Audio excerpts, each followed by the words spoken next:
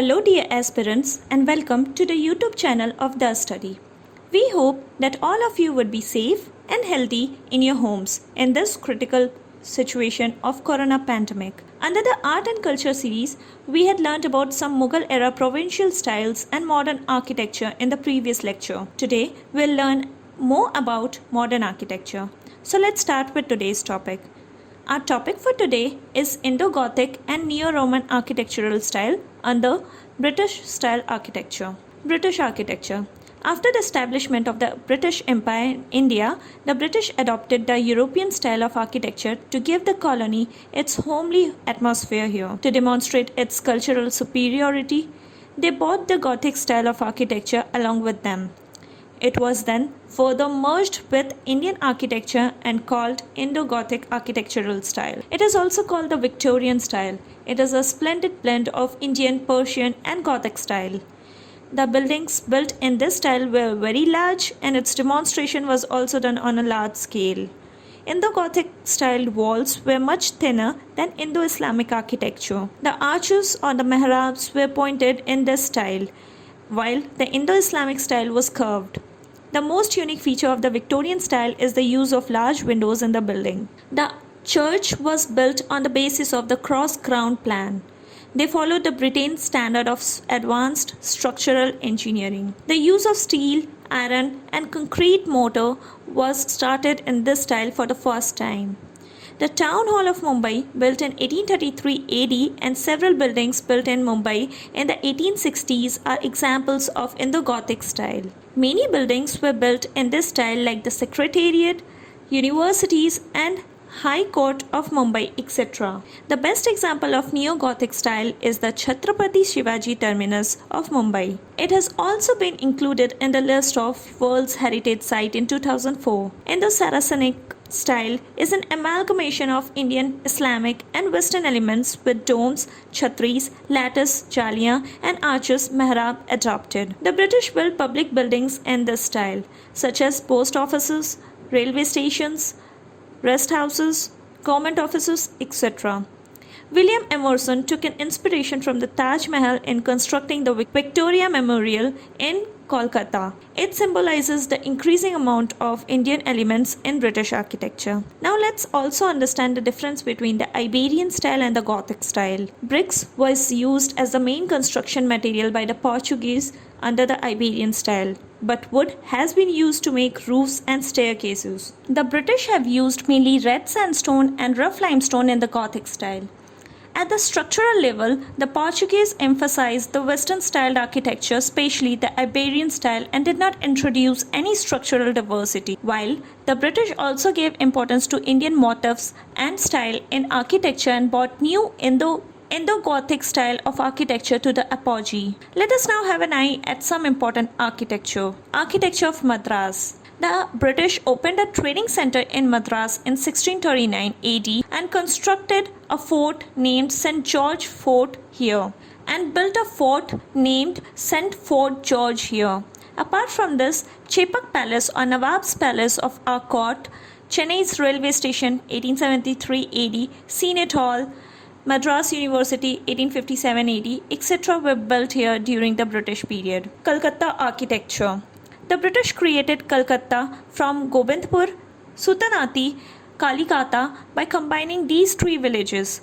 Job Charnak was its architect. The fort of St. Fort William was built here. Important buildings in Kolkata include Victoria Memorial Building 1921, Government House or Raj Bhavan 1803 and East India Company's office, Writers Building, etc. Architecture of Mumbai. Mumbai is made up of 7 islands: Bombay, Colaba, Paral, Worli, Mahim, Majgaon, Little Colaba or Old Woman Island. Mumbai's Gateway of India was built in 1911 AD to welcome British Crown George V and his wife Mary. Its architect was John Whitty. It shows a mixture of Roman trifle, arch and principle of Gujarati style and Islamic architecture.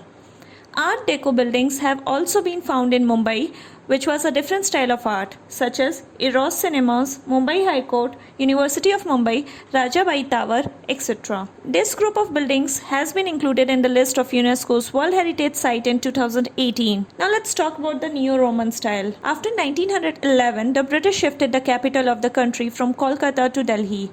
After this, the architectural style adopted by the British in India is called Neo-Roman style. The architecture of New Delhi is the best example of this Neo-Roman style, which was created by Edwin Lutyens and Herbert Baker. Delhi has been called the Rome of Hindustan. The salient features of this style are as follows.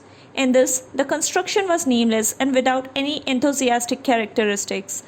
Buildings in this style were built in a circular structure. The inverted dome gumbad is built in this style, the example of which is the Shikhara of the Supreme Court and the Rashtrapati Bhavan. This style is the confluence of all the architectural style operating in the erstwhile India. This style also had to compromise with simplicity, modernity and usability due to its hybrid nature. Let us have a look at some of the architecture built in this style. Rashtrapati Bhavan, 1929. Its chief architect was Edwin Lutyens. This huge building had 4 floors and 340 rooms. The main dome or the gumbad of the Rashtrapati Bhavan was constructed of red sandstone built on the pattern of Buddhist stupa at Sanchi and the latest work from the Mughal architecture. Another feature of Rashtrapati Bhavan is the use of bells of Indian temples in its pillars. Stump. Parliament House, 1927. Its architects were Edwin Lutyens and Herbert Baker. It took 6 years for its construction. It includes Parliament House, Parliament Library, Parliament Stucco, and wide lawns surrounding it. It has a large circular area consisting of Lok Sabha, Rajya Sabha, and the erstwhile library, and has a park in the middle of its premises. On August 15, 1947, the transfer of power by the British to India and the Constitution of India by the Constituent Assembly was formed in this chamber. Let us tell you that the foundation stone of the new Parliament House has been laid recently on 10th December 2020. It was built under the Central Vista Redevelopment Project. The design of this new triangular building has been designed by Mr. HCC Design and Management Private Limited of Ahmedabad and will be constructed by Tata Project Limited. India Gate. It is a war memorial built in 1931 AD to commemorate the soldiers who died in the First World War and the Afghan War. Its architect was also Lutyens. It is made up of red sandstone. Connaught Place was designed by Robert Torr Russell. Talking about the architect of Chandigarh as well. Architecture of Chandigarh. It is the first planned city of independent India. In 1951 AD, the architecture work of this new city was entrusted to the architect Le Corbusier. He has built the city of Chandigarh in such a way that every resident has access to sunlight, adequate space and basic elements. So friends, that's all for today. We have came across the entire development process in the field of architecture under the Art and Culture series.